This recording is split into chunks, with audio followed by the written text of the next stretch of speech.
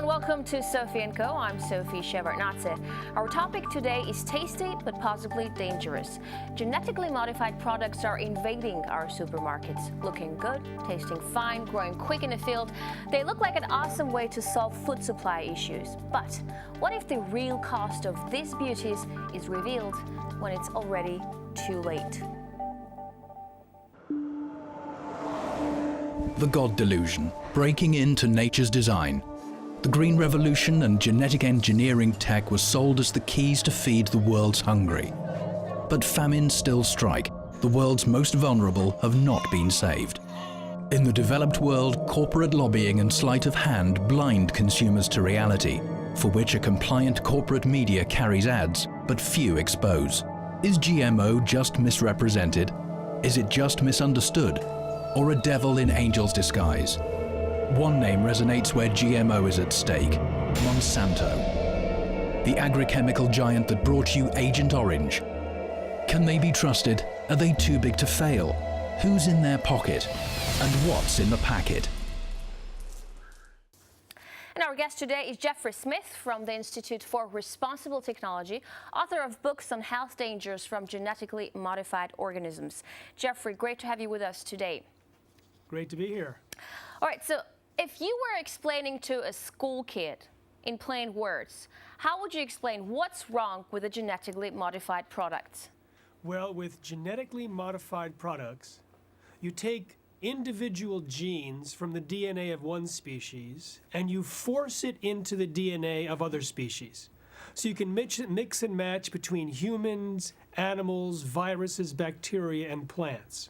Now, this is completely new. This was never done before.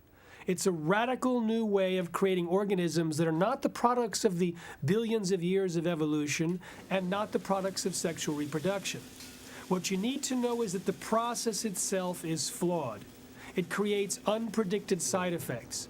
So there can be new allergens, new toxins, new anti-nutrients, carcinogens created from the process itself. Then there's what they put in, and it turns out they're putting toxins into our food that kill insects. And they're also putting other things in the plants that allow the plants to be drenched with more toxins, weed killers, which we consume. So whether it's the process of genetic engineering itself or the specific gene that they put in, there's now considerable evidence that this is not something you want to put in your mouth. Mm-hmm. Now, we know there has been a lot of research on pigs, on rats.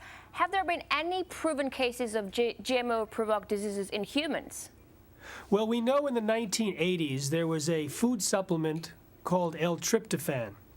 But one company that produced the L-tryptophan from Japan genetically engineered bacteria to produce it more economically.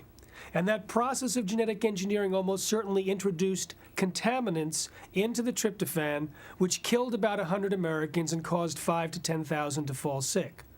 Tragically, the FDA completely covered up the links to genetic engineering, did not even report on the fact that it was a genetically engineered brand that caused the problem when they reported on the epidemic to Congress, and hid the evidence from investigators.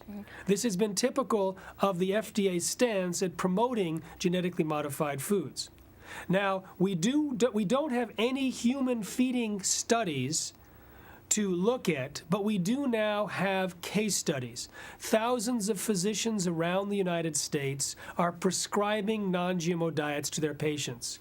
They and the patients tell us that they're getting better from a wide variety of diseases and disorders. And so this gives us support for what we're also seeing with lab animals, with livestock, and with the theoretical characteristics of the toxins that are in the foods that we eat. Can I ask you something? Do you disagree with the use of GMOs on purely medical grounds, or do you also have moral qualms as well? I have no problem with the technology per se. I think it's important to have the technology. If we can correct a defective gene in a human being with human gene therapy, that's great. But that's a risk that one person will take. Right now, we cannot predictably and safely manipulate the genes in the way that we're doing to protect health and the environment.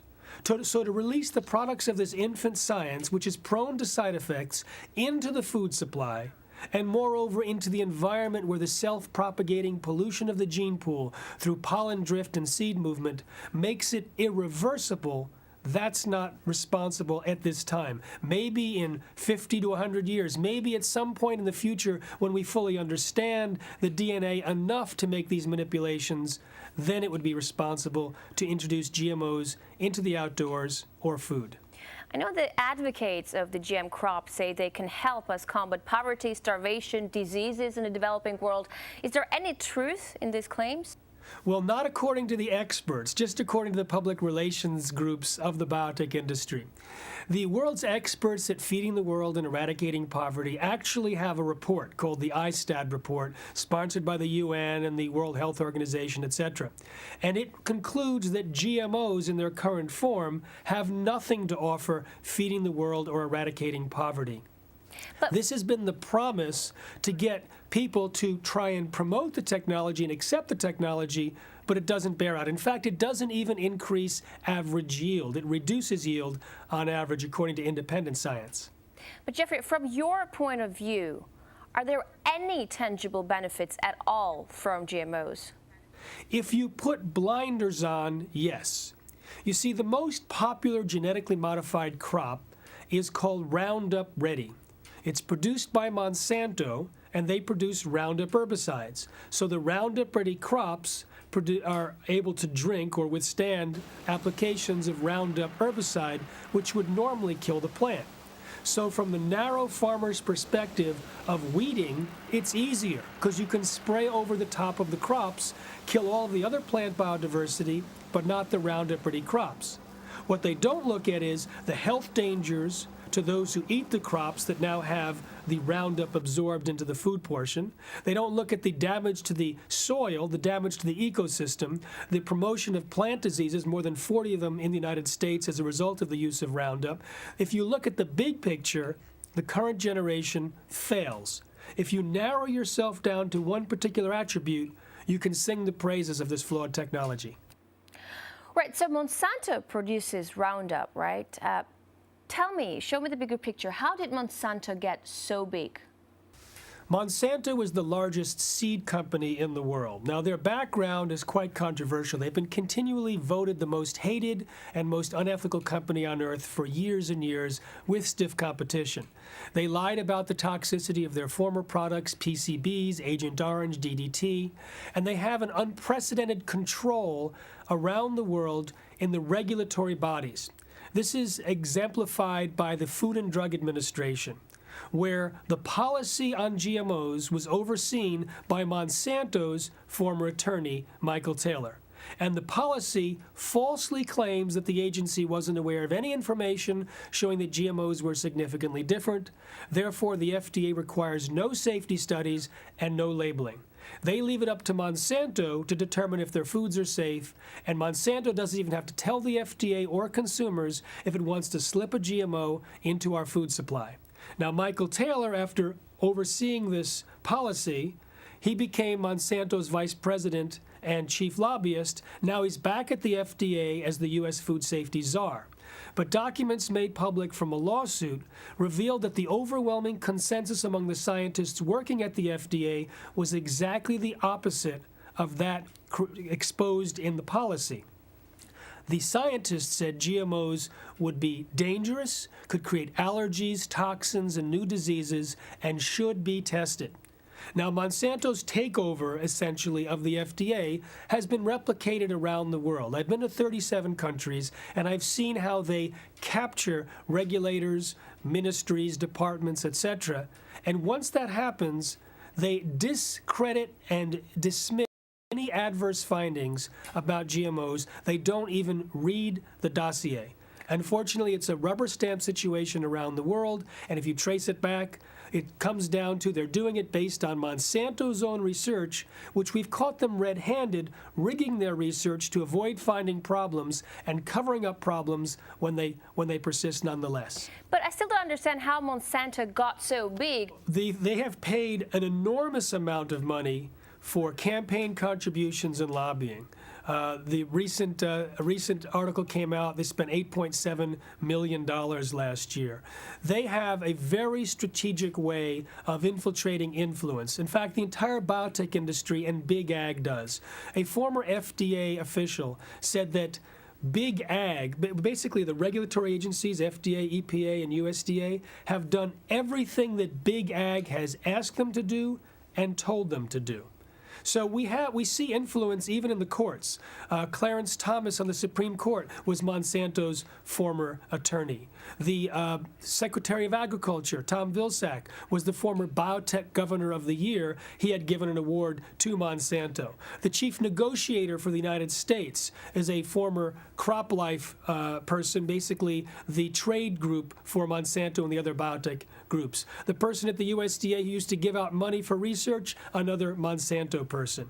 When they approved bovine growth hormone, Monsanto's drug, which is injected into cows to increase milk supply, 2 former researchers from Monsanto took positions at the FDA at the time that the drug was approved. So they have insinuated themselves in through money, revolving door, and other influence methods. Jeffrey, are there any countries that officially oppose GMOs? Oh, yes.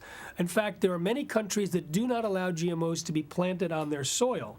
Many countries in Europe, Peru, Switzerland, Venezuela. There's countries like Zambia that don't allow it in the food supply. But by and large, there's about 6 countries that do most of the growing, maybe 90% of the growing, and they export the food around the world, and so a lot of people are exposed. But in Europe, the big ban in Europe is not from the governments, but it's from the food companies. In February 1999, a gag order was lifted on a scientist, and the scientist was doing research on GMOs to figure out how to test for the safety. He accidentally discovered that GMOs are extremely dangerous. Within 10 days, caused massive health problems to rats. He went public with his concerns and was a hero for 2 days at his prestigious institute. But then phone calls from the UK Prime Minister's office to the director ended up causing him to be fired the next day, silenced with threats of a lawsuit. But in February 1999, the gag order was lifted by an order of Parliament, and there was a firestorm of media about the health dangers of GMOs. Within 10 weeks, the tipping point of consumer rejection was achieved in Europe, so Unilever, followed by Nestle, followed by virtually every other food company, committed to not feed Europeans derivatives of GMOs.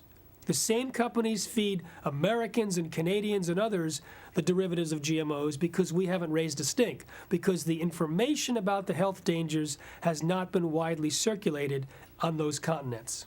All right, it's time for a short break. Coming up next, is the genome reversible, and can Monsanto be a force for good? Stay tuned.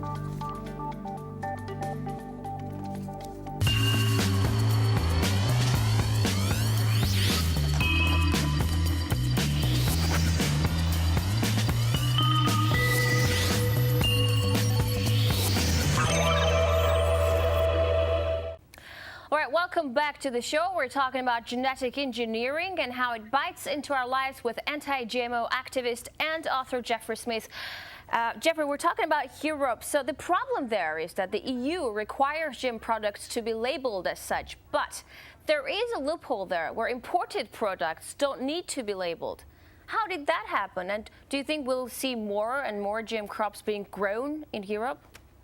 Well, to clarify, imported products that contain GMOs in Europe do have to be labeled, but the imported animal feed, once it's fed to the animals, the milk and meat in Europe do not have to be labeled as genetically modified. And that loophole has allowed millions of tons of genetically modified feed to be entering the food supply in Europe. And this has resulted, we believe, in some of the health problems. Now, in the United States, we see a lot of the health problems that are associated with GMOs on the rise here. We see gastrointestinal disorders, immune system problems like allergies and asthma, and leaky gut, diabetes, inflammatory-based diseases, reproductive disorders like infertility. And we see a lot of these reversing in people and livestock and lab animals when they're switching from GM to non-GM feed. However, In Europe, it's harder to evaluate because people are getting exposed to GMOs as animal feed, and that may influence, it certainly does influence the health of the animals.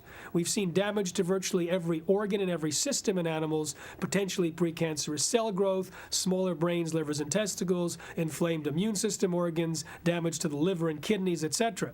So we don't know the impacts of eating sick animals. And also the animals are nutrient deficient, because Roundup binds with nutrients, making them unavailable to plants.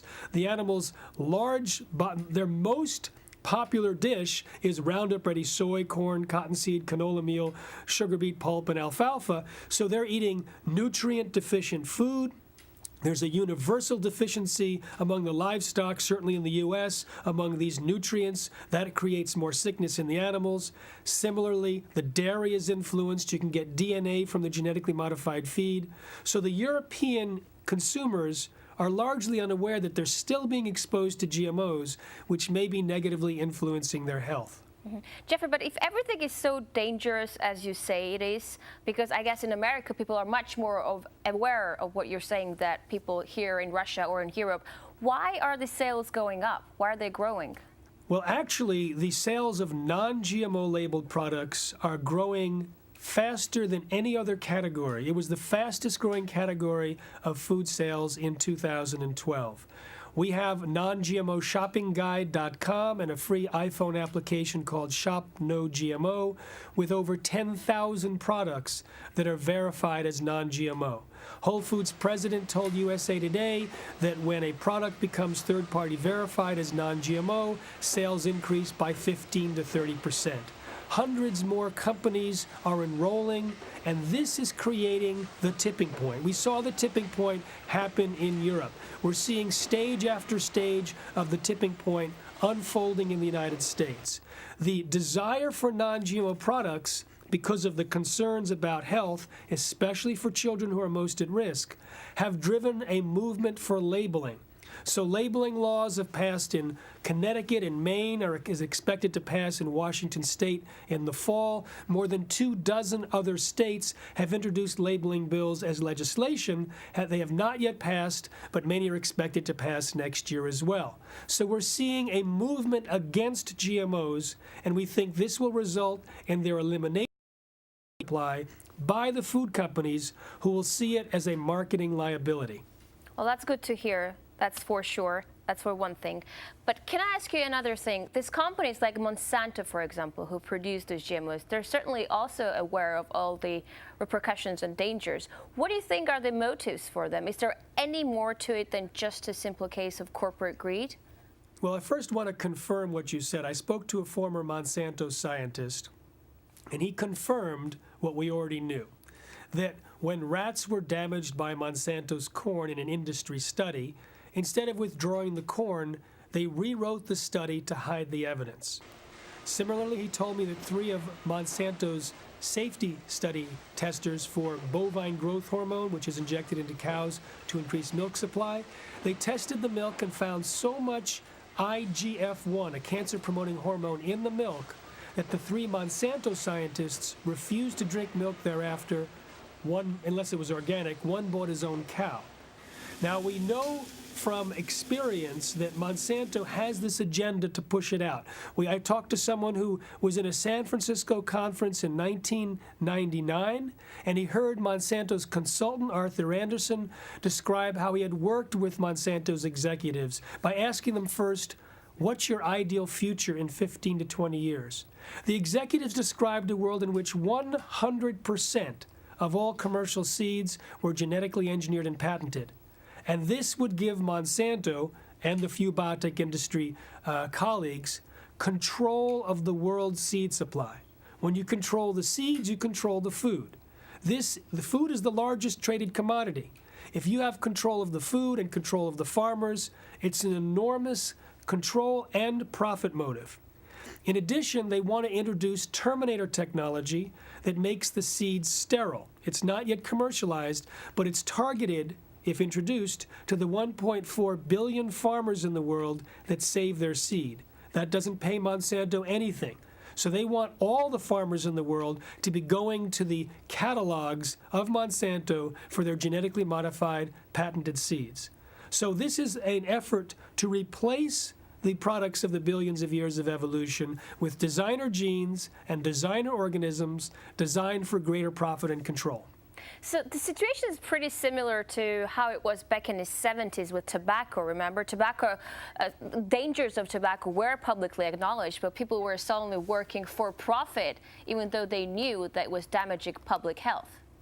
The tobacco analogy is a good one, but the influence of tobacco will pale in comparison to that which GMOs can and are creating right now.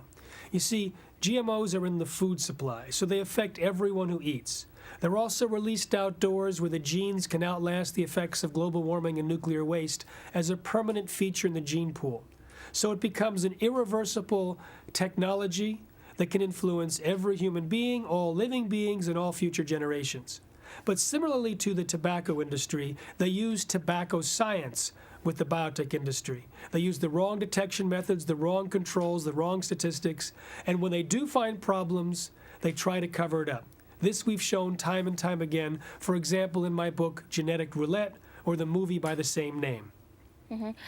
Talk to me about the soil. Is the penetration of the GM genome into the agricultural ecosystem reversible, or is it too late? We do know from laboratory studies that genes can transfer from the genetically modified crops into the microorganisms in the soil. So that's one way. We also know it can get into the little critters in the soil. We found genes there. In addition, the Roundup, which is sprayed on tremendous millions of acres, more than 500,000 pounds more herbicide is used on GMOs in the first 500 million pounds because of the herbicide-tolerant crops. This Roundup destroys the beneficial bacteria in the soil, which provide nutrients to the plant, and it promotes the pathogens in the soil. So there's more than 40 plant diseases on the rise in the U.S. agriculture, and the Roundup, unlike what Monsanto advertised and got caught for false advertising by courts in the United States and in France, the Roundup can persist in the soil for years, even decades. So this is a huge problem. We haven't solved the problem of remediating it, of fixing it.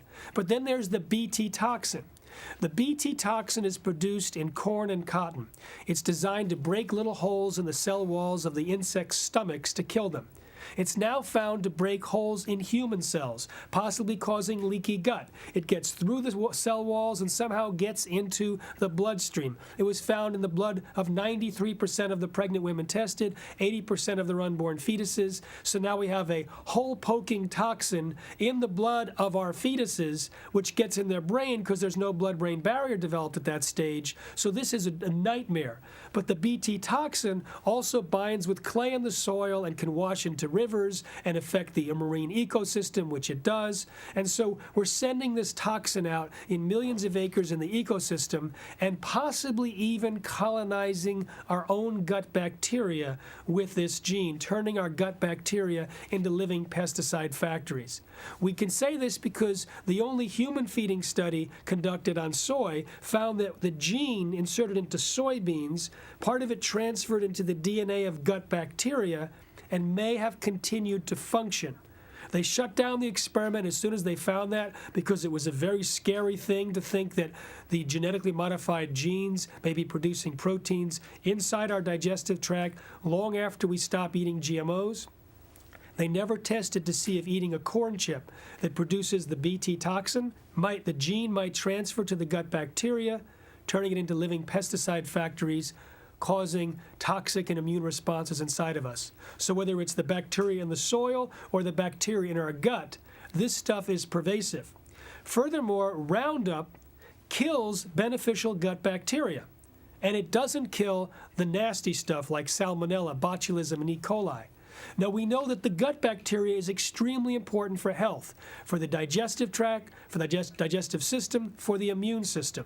When you kill the beneficial gut bacteria, that problem is linked with a whole host of diseases which have been on the rise in the U.S. population since Roundup has been used in such high quantities. Well, that's really scary. Really scary. I know there were huge anti-Monsanto protests across the United States and Canada back in May. Who were the organizers? Who turned out in support of it? Just really shortly, because we're out of time. The Facebook post came on about a march against Monsanto. They expected a few thousand. They got more than 2 million protesters in 52 countries. This shows just how concerned and how motivated people are around the world to protect their food supply and their agriculture and their environment from Monsanto and GMOs. Thank you so much for this really interesting insight. Hope we get to do this again. And I have plenty of other questions that I didn't have time to ask you. So looking forward for session 2. Jeffrey Smith, author and publisher from the Institute of the Responsible Technology. Thank you once again for this insight. You're with Sophie & Co. and me, Sophie Shevardnadze. I will see you next time.